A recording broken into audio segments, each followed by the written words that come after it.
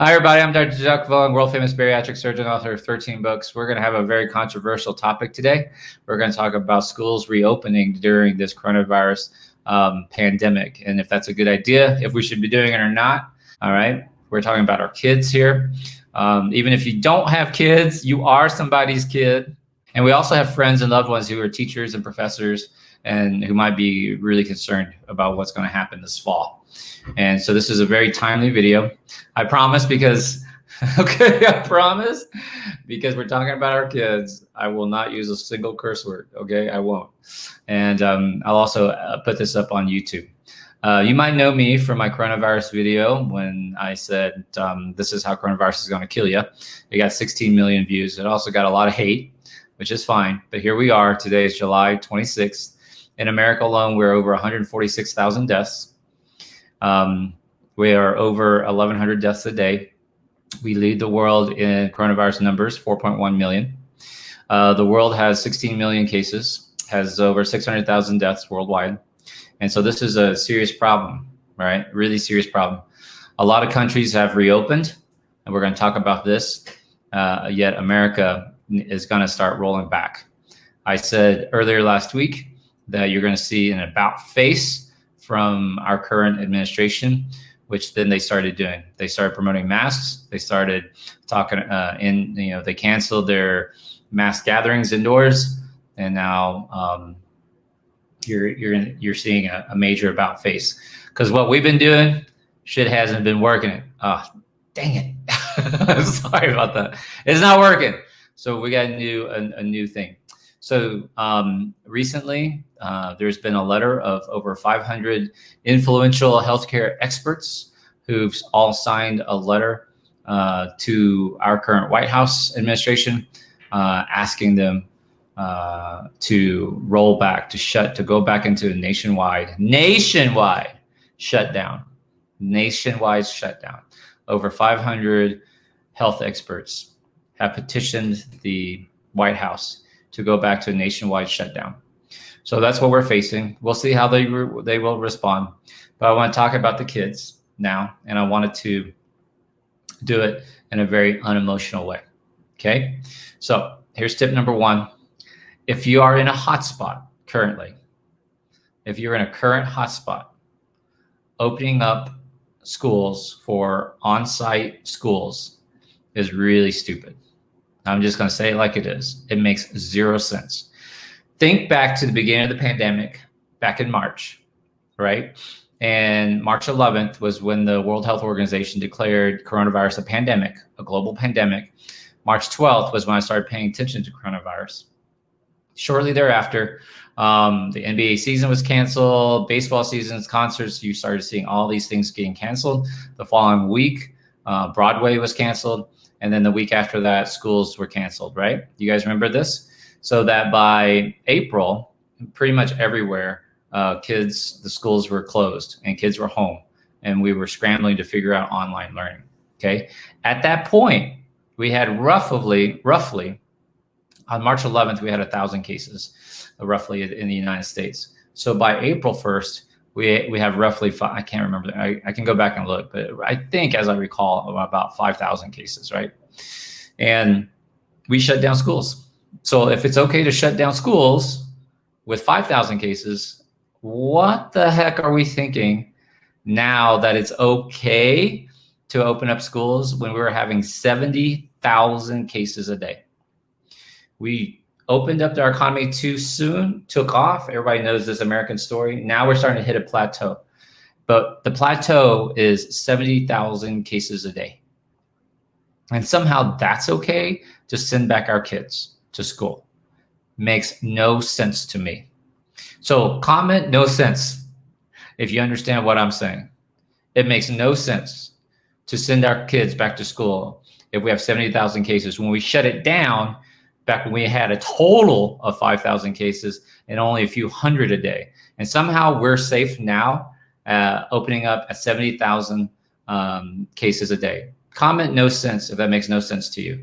And this is way beyond politics. This has nothing to do with if you're a red state, blue state. It makes no sense, right? Makes no sense. Excellent. So, well, everybody agrees, right? And there's some Canadians and some people in Australia watching this, and they're all horrified.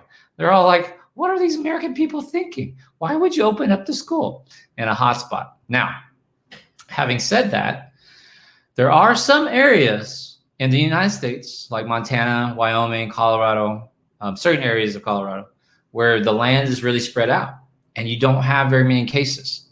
So those people are very frustrated. They're saying, we don't have a lot of cases. So why do we need to shut down? Well, my response to that is this. Look at what's happening in the United States. It started up in, I'll do it this way. It started up in the Northeast in New York, New Jersey, and then it spread down, it swung down south. The Midwest, like Nebraska, Tennessee, Kansas, Kentucky, they were all frustrated because they were like, we don't have a lot of cases. Why are we shutting down?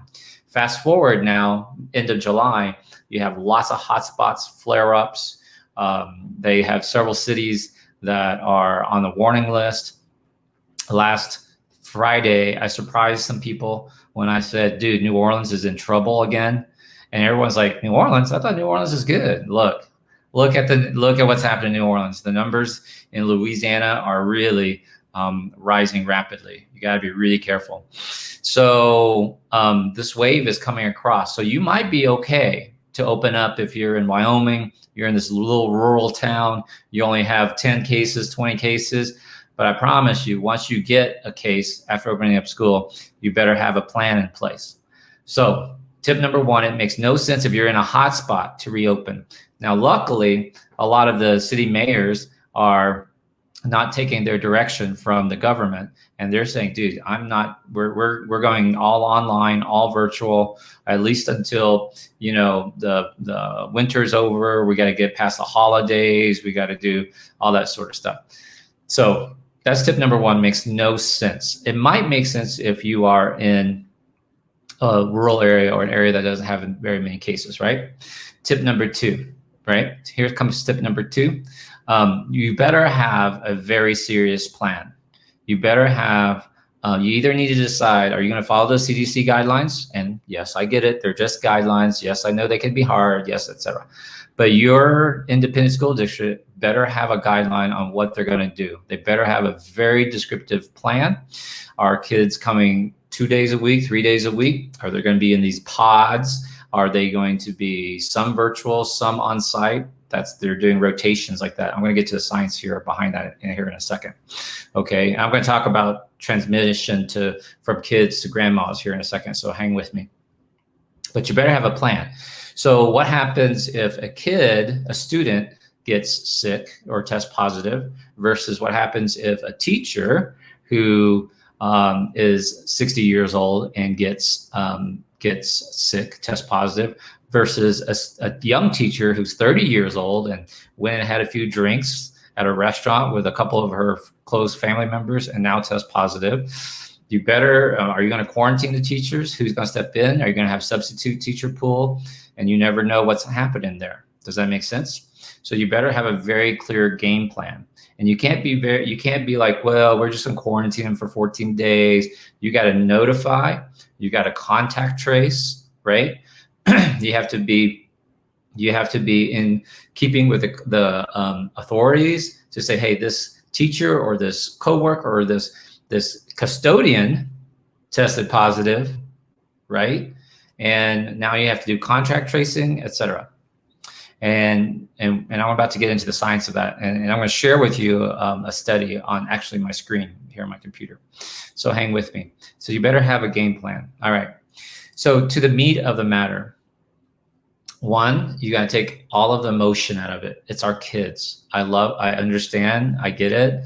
We love our kids. We know they need to get into school. We know that they are having social stuff, et cetera. And, there might be, and trust me, I'm very into childhood hunger. I know that there are lots of students who don't eat on weekends because they depend on the school meals for their meals. I work with a charity organization my friend Jonathan Stone started to feed hungry kids. So I'm very well aware of that situation. I'm aware of the mental illness. I'm aware about the online bullying. Very aware about the other stuff. Okay. So tip number 3, real quick. I'm of the opinion that if you have any sort of a moderate to high number of coronavirus cases, you should not open up school. And I will give you my reasons why. So a big reason why American kids are just unhealthier than the other countries. Okay. They are. Our kids, God bless them, I love them, but we have a major issue with adolescent obesity.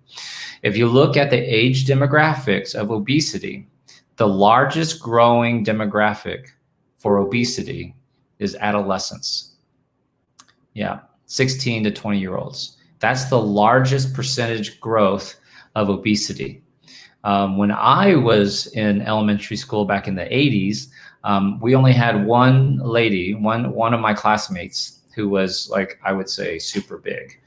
And now all you got to go do is hang out at 2:30 or 3 p.m. when elementary school lets out of school, and you will understand what I'm saying.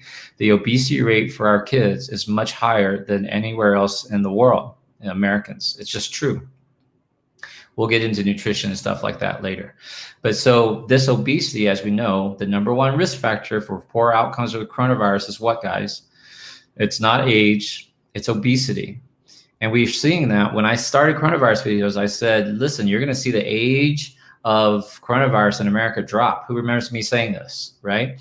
And so we're seeing that. It's gone from 60. Now the average age for positive tests in America, it's not 60. It's not 50. It's not 45. The average age for testing positive in America is now 41 years old. 41 years old. And that goes most likely from the 20-year-olds and the 30-year-olds who went to the beaches and the bars and the restaurants. That's dropped that number down, right? So the average age is 41 for positive tests. I'm 47, y'all. This is younger than me. I'm 47. This is crazy. So it's just a matter of time once we start opening up schools, and I'll get to college, high school, etc. But you're going to see that number drop even further into the mid 30s. Trust me, right? You can't have massive school openings and not expect that the average age is going to drop. It will drop. Okay. So our kids are just not that healthy. So some of people don't understand. Oh, we're just chunky. We're just husky. He's just going to outgrow it. She will outgrow it. No, they won't. We have good studies that show if you let an overweight adolescent go into young adulthood as obese, guess what happens? They stay obese most of their lives. We've looked at this. We followed these patients out. So they don't outgrow it. They get sick. Now, here's something else is shocking. With this obesity, you are now having kids who are having high blood pressure. So there are kids, like teenagers, with high blood pressure. They take high blood pressure medicine. They have sleep apnea machines. Okay. They have diabetes, type 2, adult onset diabetes. When I was in med school, we talked about juvenile diabetes, which is type 1. We went from the term juvenile diabetes to type 1 diabetes, and type 1 diabetes is usually in younger kids. So when you talk about younger kids having diabetes, you always think about type 1. And type 2 is the older diabetes that grandma and grandpa got, right? No. So you've got this huge population of teenagers as young as 11, 12, 13 years old who are now type 2 diabetics. And what did I talk about the other day? The risk factors for bad outcomes with coronavirus: obesity, high age, which that doesn't apply to these kids, hypertension, which you got, diabetes, which you're getting, and pulmonary lung disease. So what you have is young kids with CPAP machines now at nighttime that embarrasses them. They have bad worsening asthma. They can't run. They have very poor lung performance. So they are at risk. A lot of these kids are at risk. Okay. And you're going to let them back into school, right? Okay. So our kids just are sicker in America. Not everybody. I get it. There are athletic kids. We got ballet kids. We got young, skinny girl. Of course we do. But as a general rule, our kids are heavier than most other developed countries. Okay. That causes me a lot of concern. That causes me a lot of concern. Okay. Now, Dr. Vuong, what about, these other the president talks about, I can't believe I actually said his name. The president talks about these other countries that have opened up and they didn't have any problems. Let me respond to that real quick. Well, those other countries weren't in the middle of a freaking pandemic. They had gotten past the first wave. Does that make sense what I'm saying? They didn't reopen school with 70,000 freaking cases. See, I almost said fucking. See, I'm getting better. It's ridiculousness, right? They didn't open schools. Like, this is stupid. Like, what the hell? Oh, but this country opened it up and they're doing really well. Well, that's because they got past the first wave. We haven't even gotten past the first wave. And now you're saying it's okay to open with 70,000 cases a day? This is lunacy. You're comparing us to a country that is getting 100 cases a day, and now they're opening up schools very slowly and very cautiously with a well-developed plan?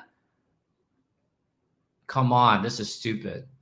A lesson that you can learn is with Israel. Israel reopened schools, and guess what happened? They had to shut it back down.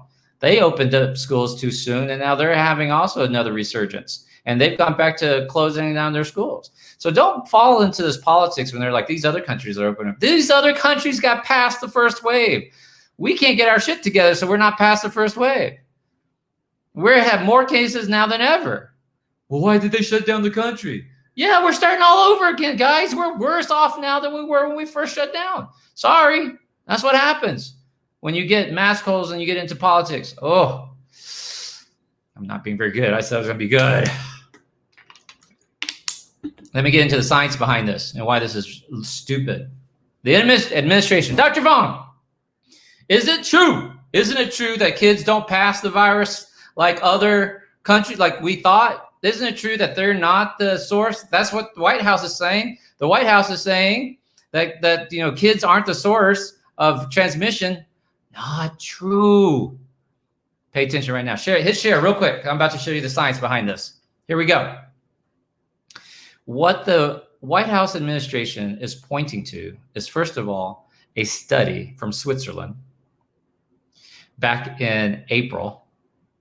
And we know what's happened since April, that involved 34 kids. You can't draw any freaking conclusions from 34 kids. And back in April, from Switzerland, there wasn't that many cases yet. Okay? So it just hadn't had time to tease it out. And what they said in that article was that, yeah, it doesn't look like the kids are the primary vectors for this. Well, first of all, schools were shut down. They were isolating. So they're not seeing parents, grandparents, etc. It's only 34 kids. You can't draw conclusions from a study like that. So then the White House gets a hold of that paper and says, see, kids don't transmit it. News outlets pick it up, etc. Well, guess what? You go back and look at that study, and they publish at the very bottom. This is a preliminary study. It hasn't been looked at. It hasn't been analyzed. It hasn't been peer reviewed. And yet this is what's called science. When you publish a study, you have to give it time to be peer reviewed and looked at, right? Before you can draw any sort of conclusions. Yet we've got people running around saying kids don't pass this. So let me share with you my screen. Let me show you a better study. Can y'all see this? This is from the New England Journal of Medicine, published July 19th, 2020. Okay. Transmission from older kids. That's the one we're talking about here. So watch this. Children aged 10 to 19 years might spread SARS-CoV-2 to household members more readily than adults. A study from Emerging Infectious Diseases suggests. Now watch this. Researchers in South Korea, we can believe South Korea, because they're one of the first ones to crush down the virus, followed nearly 60,000 contacts of 5,700 COVID-19 patients. So you went from 34 studies, that's the one the White House uses, to now a study with 5,700 COVID-19 patients. That's a big number. And they followed 60,000 contacts for 10 days. But here's the good news. Watch this. Some 12% of household contacts were infected versus 2% of non-household contacts. So you're more likely to catch it from your household than outside, okay? But having said that, and that's the other journal of medicine that the mask holes like say, oh, look, you know, and they'll put this New England Journal of Medicine that says, you know, mask, like transmission is not that bad outside. This is this number. But you're more likely to get it from in the house, but it's only 12%. So just because somebody in your household catches it, it's not 100% guarantee that you're going to catch it. Okay. But here's what the key. When you index the patient age 10 to 19 years, can y'all see this? 10 to 19 years. I wonder if I can make this larger. Let me see. There you go. Is that better? Okay. When the index patient was 10 to 19 years, 19% of household contacts were infected versus when the index was 30 to 49, it was only 12%. And the index patient 0 to 9 years, just 5% of household contacts were infected. These authors write, these risks largely reflected transmission in the middle of mitigation. See, you're in the middle of mitigation, and therefore might not characterize transmission dynamics during school closure.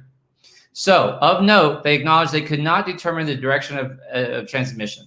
Okay. They did this study, they looked at it during mitigation. Schools were shut down.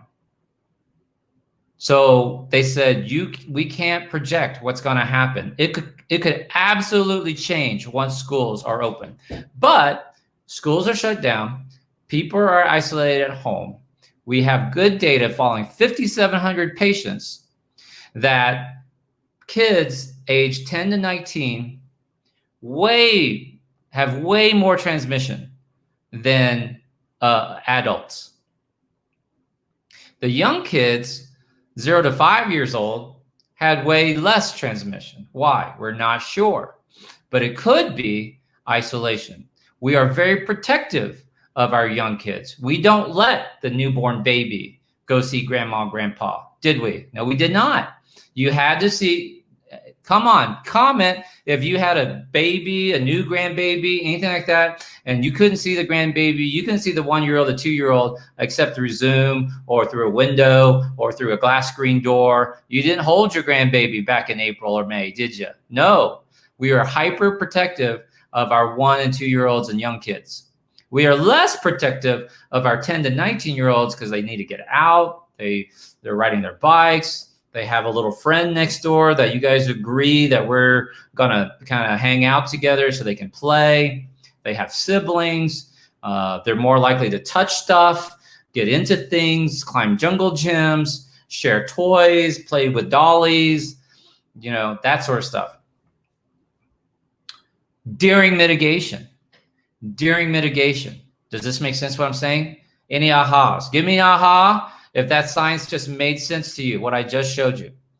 So now when you open schools, you're going to have a huge cluster F.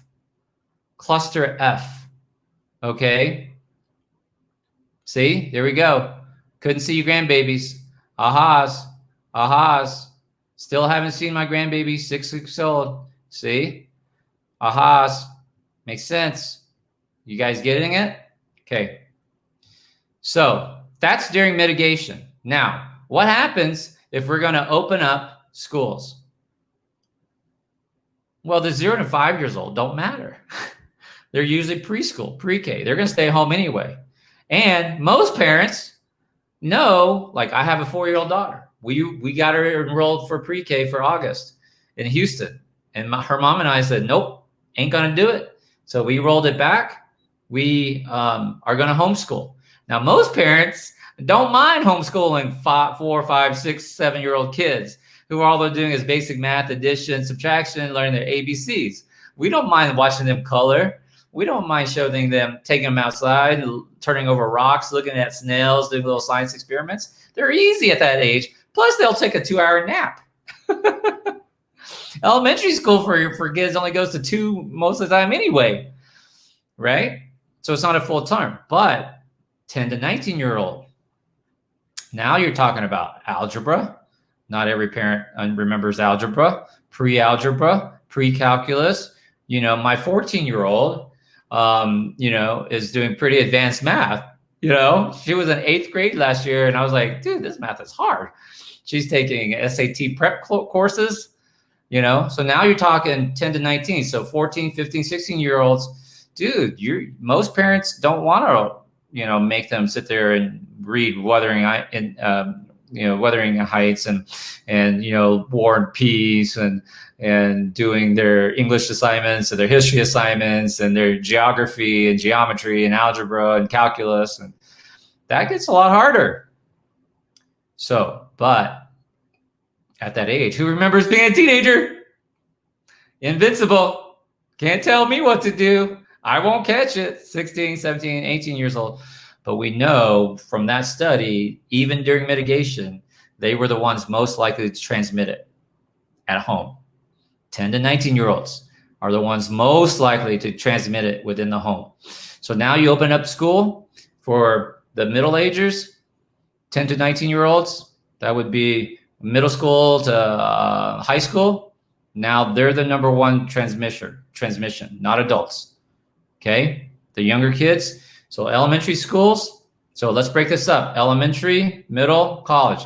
Elementary school kids. Who's at risk here? That's right. It's the teachers. It's the teachers. These little kids, they'll behave. Of course, they put a few things in their mouths, but for the most part, it's pretty limited. They can crayon. They'll wear their mask. The social distancing, they get it. You can have little protection pods. I get it. Okay. Maybe you might have a little bit more trouble if they're playing outside, but you can minimize it with maybe only 5 kids at recess at a time, not the whole classroom, right? They're looking at this sort of stuff. So 0 to 5 is pretty easy, pre-K, kindergarten, maybe even 1st grade, pretty easy. But by the time you're talking middle school, high school, I'm going to kind of group those together. We know risky behavior in high school. You know what I'm talking about. Kids in high school, invincible, stubborn, won't listen, hormones going crazy. There's going to be very hard. People are like, how are you going to get little kids to social distance? Don't worry about the little kids, man. Worry about the junior high and high school kids. Those people, man, they don't like the social distance. They don't like to wear masks. They like to give hugs. They like to kind of explore body parts. I'm just saying. I was a teenager once. Okay, they like to share cigarettes. They like to backwash beer bottles, right? Just keeping it real. They like to try on each other's clothes. They like to borrow books and pens. They like to go cruising together. 6 kids. Man, it's only 4 of us in a car. Mom, Dad, we can socially distance. There's only 4 of us in a car. And they'll beat you down. Eventually, Mom, Dad goes, okay, as long as you keep it to just these little friends. Dude, you open up school, middle school, high school, it's going to be a disaster. Okay. So now who's at risk? Middle school, high school. Students will be at risk. Teachers will be at risk. Workers will be at risk. And home people, home life. You're going to have generations living at home. I talked about this the other day. The economy is going to go away. 30% of people did not pay their rent in July. 30% of people did not pay their rent in July. Is this crazy or what? So the $600 stimulus is about to end. The protection for rents is about to end. The mortgages protection is about to end. So this next week, it just ended. So this next week, court evictions are going to start, and they're going to be online. They're going to do a Zoom call, and landlords get to do their 3-day warnings of, here's your warning, you got to pay. Some people are 3, 4, 5, 6 months behind a rent. So you're going to kick out grandmother. She's going to move back to stay with her kids. Or the kids, the husband and wife with their 2 or 3 kids get evicted from their rental house. Now they're moving back in with mom and dad. And now you're going to put that 8th grader, 9th grader into school, going to come back and affect grandma, grandpa. Does that make sense? Middle school, high school, man, it's going to be a huge transmission factor. Let's get to college real quick, and then I want to come back down to middle school, high school. So college campuses, most of them have said they're going to remain online. Some of them are trying to do on-campus distancing, no mass gatherings. The NCAA, the college sports have canceled the season. They're looking at retrofitting dorms. They're talking about putting kids in hotel rooms. They're worried about the college life. But you know what happens in college, man? Once weekends come, man, kids go crazy. College towns, etc. And then there's also this concern about college kids traveling back home during breaks, Thanksgiving, holidays. So school administrators are thinking stuff like, well, maybe we need to end the semester before Thanksgiving. So there's no Thanksgiving and then winter break. I mean, we just have to crunch down the time. I don't know.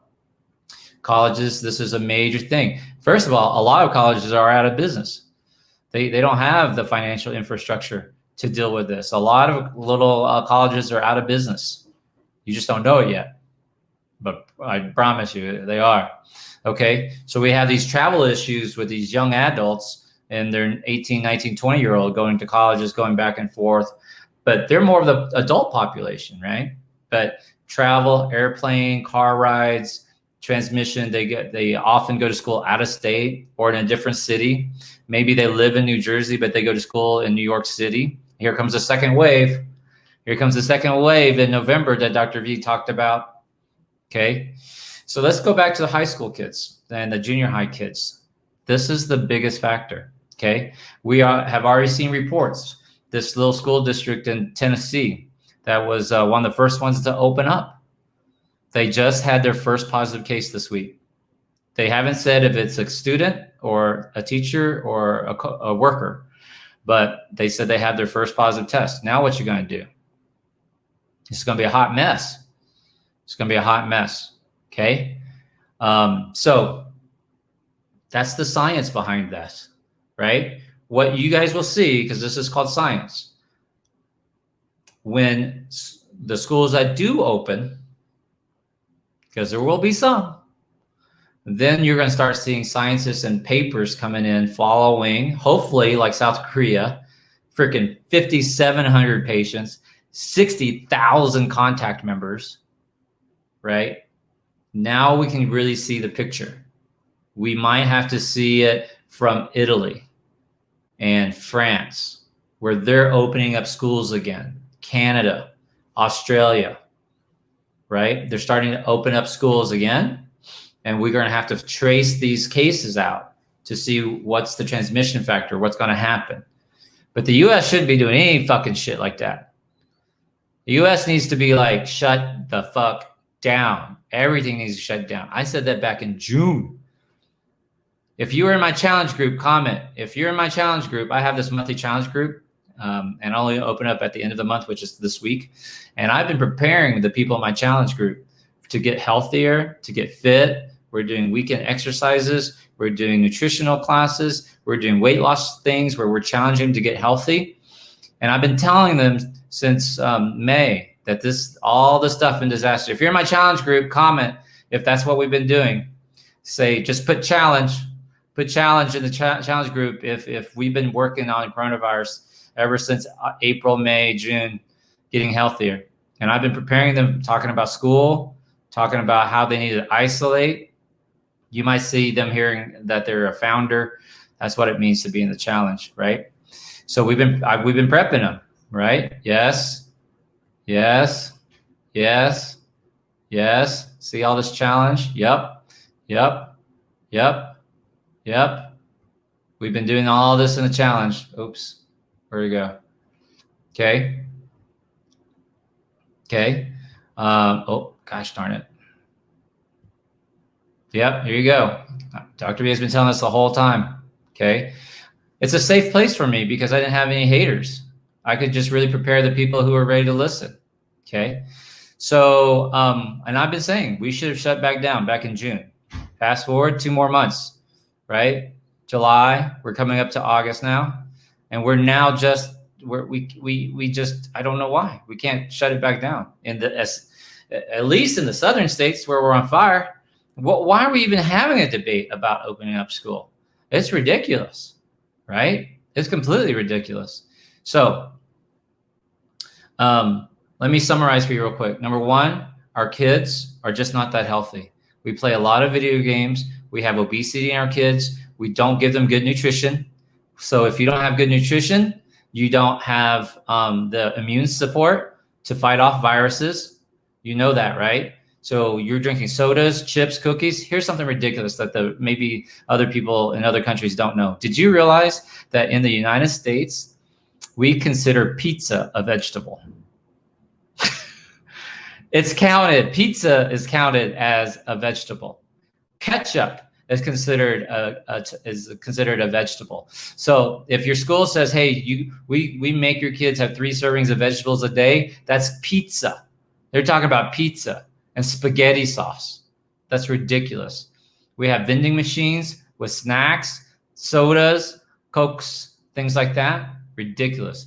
We don't have the nutritional support for our kids. They have comorbidities like diabetes, high blood pressure, sleep apnea. They don't have good lung endurance. They can't run as well. I'm not trying to shame you. Dr. Vuong, you're shaming kids. No, I'm not. This is just the effing truth. Okay? Number 2, the studies do show the kids that are 10 to 19 years old are the highest ones that transmit the virus. It's not adults.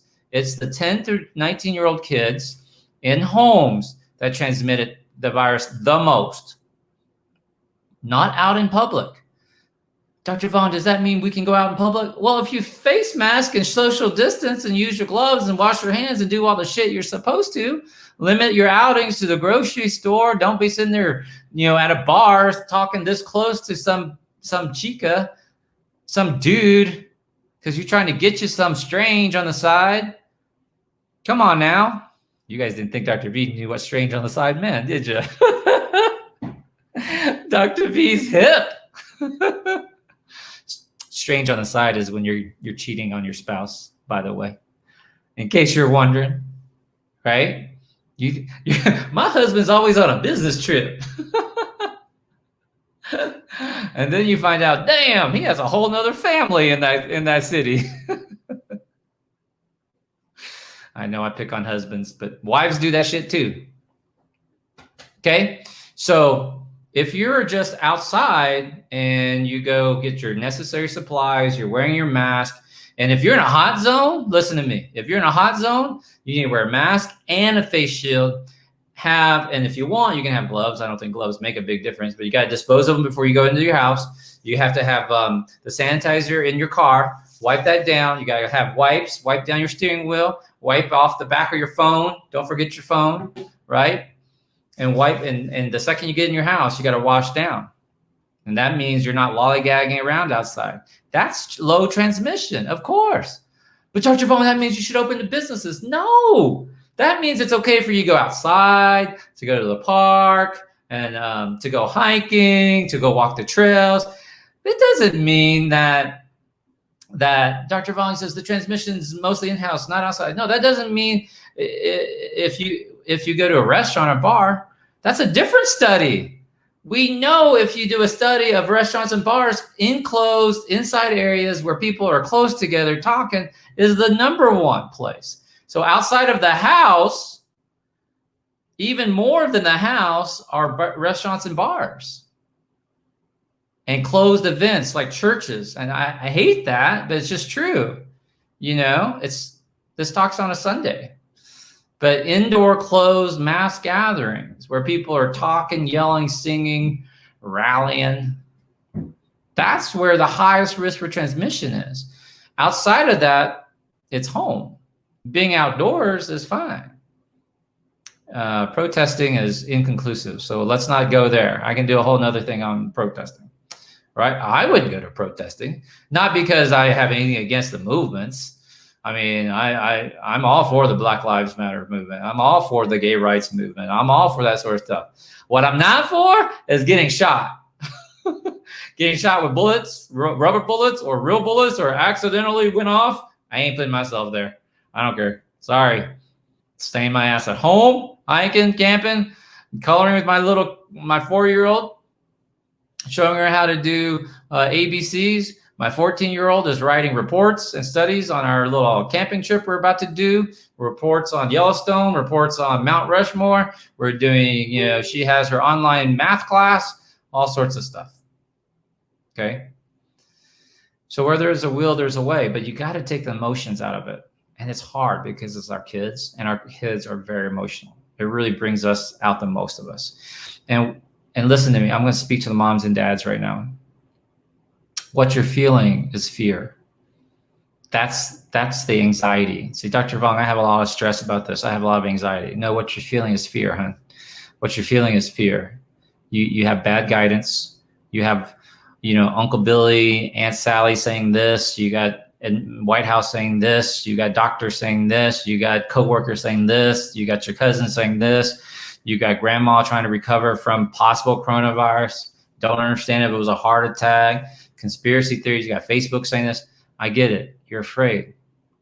Maybe this is the one place that you can trust, and maybe you can maybe I can break it down and you can understand it, right? No doubt about it. South Korean paper says number one transmission is age 10 to 19 in your house, and that's during a shutdown and mitigation. When it goes back to school, it's going to get worse. They're going to be the primary vectors. It's exactly what Fauci has been saying the whole freaking time, right? He just doesn't, he just can't sit there and use the F-bomb like I can. He's got bosses. He's got professionalism. I ain't got any of that shit. I'll just lay it down, smack down on you, man, right? But what you're feeling is fear. Now, having said that, there are ways around it. So I want to take the last 5 minutes and talk to the parents, and then I'll take your questions, right? Go to the dollar store. I'm shocked. Dr. Vuong, budget's tight. Go to the dollar store. They have lots of books, shockingly, really good numbers, letters, ABCs, preschool, 3 to 4-year-old, 5-6-year-old, 7 to 8-year-old, like workbooks for $1. Flashcard, memory cards, everything's $1. Buy, stock up on a bunch of that, pool your money, get together with a few moms. Okay. If you're a teacher and you're nervous, okay, and you don't want to go back, dude, just tell your school you're not going to go back, and get 5 or 6 or 10 kids that you say, hey, y'all need to get tested, and then have them bring them to your house or backyard, or rent a space or something like that, or outside picnic, outdoor school, and say, hey, mom, dad, drop them off at 9, pick them up at 2. I'll give them lunch. It costs $50 a kid. I can do after school from 2 to 4, and that costs $20 extra or $30 extra. Dude, you can do these little kid pods at home. Okay. If you're a teacher, you don't even have to be a teacher. You can just be a cool mom or a cool dude. You could be the fun mom that has all the crafts at home, and you can have a craft day and a craft thing, right? If you're going to do it for your kid, you might as well do it for other kids. Okay. Now the higher kids, some kids need college prep, need calculus tutoring, need foreign language tutoring. Dude, this is a killer time. Open up your Zoom, create a website, a landing page, tell your friends and loved ones. You can teach anybody all over the world. If you're a parent, sign the kid up for that sort of coaching, online coaching. People are doing it all the time. Where there's a will, there's a way.